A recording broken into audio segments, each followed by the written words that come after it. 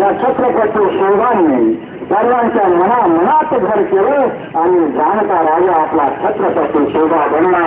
मित्रांनो, एकीकडे आपला छत्रपती शिवबा जाणता राजा बनला आणि दुसरीकडे बघा मित्रांनो, जातीमध्ये धर्मामध्ये विष केलं. ज्या छत्रपतींच्या नावाचा आळसा घेतला, ज्या छत्रपतींसाठी मुसलमानांनी रक्त काढलं, त्या छत्रपतींच्या नावाचा आळसा घेतला, जय भवानी जय शाहीचा नारा दिला आणि मुस्लिम हिंदू समाजाने विष करण्याचे काम करून ते हिंदू हृदय सम्राट बनले आणि सर्व जाती धर्माच्या लोकांच्या हृदयाचे स्थान मिळून माझा छत्रपती शिवबा जाणता राजा बनला. तुमचा छत्रपती शिवबा हिंदवी स्वराज्याचा संस्थापक अध्यक्ष बनला. मित्रांनो, तुमच्या माहितीसाठी सांगतो, आपल्या छत्रपती शिवबांना राम गणपतीचे पुस्तकाचे प्रिय होता. याचेच बाबा मुस्लिम विरोध होते छत्रपती शिवबांचा होता. छत्रपती शिवबांनी कधीही जाती भेद केला, त्यांनी हिंदवी स्वराज्याची स्थापना केली.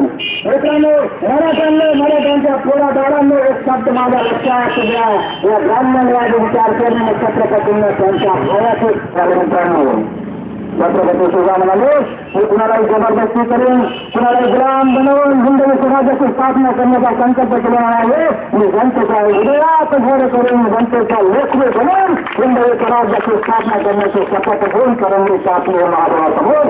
ज्यांना माझा राज्याभिषेक करायला त्यांना जबरदस्ती आणू नका.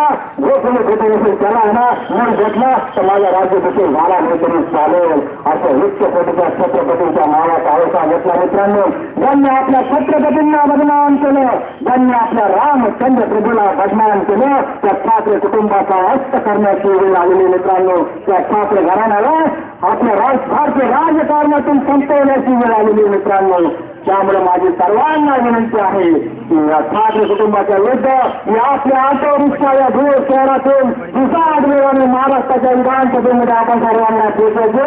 आपण सर्वांना आश्वासन देतो आणि वचन देतो, यानंतर या महाराष्ट्राच्या राजकारणात, या देशाच्या राजकारणात पुन्हा आम्हाला आमच्या ज्या मुलाबाळांच्या भविष्याचा विचार केला जाईल, पुन्हा आम्हाला सर्वांच्या पोराबाळांच्या उज्ज्वल भविष्याचे राजकारण केले जाईल, पुन्हा आम्हा सर्वांच्या लेकरांना एक महासत्तेत दिसणारा भारत दाखवला जाण्याचे राजकारण केले जाईल. जाती धर्माच्या नावाने राजकारण करणाऱ्यांना आपल्याला कायमचा संकलन टाकायचं. मित्रांनो, त्यांचं अस्तित्व आपल्याला मिटवून टाकायचं. मित्रांनो, त्याच्याकरता तुमच्या समोर जे बेजोडपणे बोलण्याचं जे धाडस मी करतो, त्या माझ्या धाडसाची किंमत करजाल, माझ्या इमानदारीची किंमत करजाल, माझ्या कार्याच्या देशभक्ताच्या देशभक्तीची किंमत करजाल. ज्या ठाकरे कुटुंबाविरुद्ध मित्रांनो या उद्या महाराष्ट्रात तुम्ही डाळ उतरत मिळतं, त्या ठाकरे कुटुंबाला या कुंडी पाटलाची अवलाद 25-27 सगळ्यांपासून गाडीला वाटत आहे. माझी ही 28,000 कॉर्नर सभा आहे. 28 कॉर्नर सभेमध्ये पुन्हा आव्हान देतो या ठाकरे कुटुंबाला, त्यांच्या संघटनेच्या घरातून माझा सामना करायचे तर त्यांनी आझाद मैदान शिवाजी पार्क त्यांच्याच मैदानात मला बोलवले. एक तास माझं एक छोटंसं थिएटर घेऊन पण आझाद मैदानावर जाईल आणि दोघे ठाकरे बंधून एकाच वेळी माझा सामना करून घ्यावा आणि कुंडी पाटणाच्या रक्तापासून देशभक्ती जाणून घ्यावे आणि त्यांच्या घरामध्ये रक्ताचा इतिहास माझ्या मुखातून जाणून घ्यावा. एक शेतकऱ्याची आव्हान आहे, शेतकरी जसं शेत मागून येतो तसा यांचं राजकारण त्यांच्या आझाद मैदानावर मागून आले नाही तर कुंडी पाटलाची अवलाद त्याला म्हणणार नाही, कुंडी पाटील त्याला नाव लावून होणार नाही.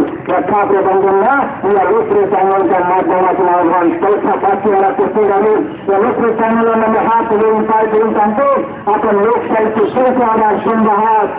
आपल्या सर्व माध्यम उपलब्ध आहेत, सगळ्या प्रकारच्या सुखसोयी आहेत. त्या सुखसोयी आणि माध्यमांचा उपयोग करा आणि या ठाकरे परिवारापर्यंत या कुंडी पाटलाच्या या धुळे शहरातील ओरिजिनल मर्दाचं आव्हान पोचवा. हे नुसते मर्द आहे ते मर्द आहे अशाच घोषणा करतात. यांना ओरिजिनल मर्दांगी कशाला म्हणतात हे आपल्याला दाखवून द्यायचे. मित्रांनो, नुसतं मर्द आहे म्हणून मर्दांगी सिद्ध होत आहे.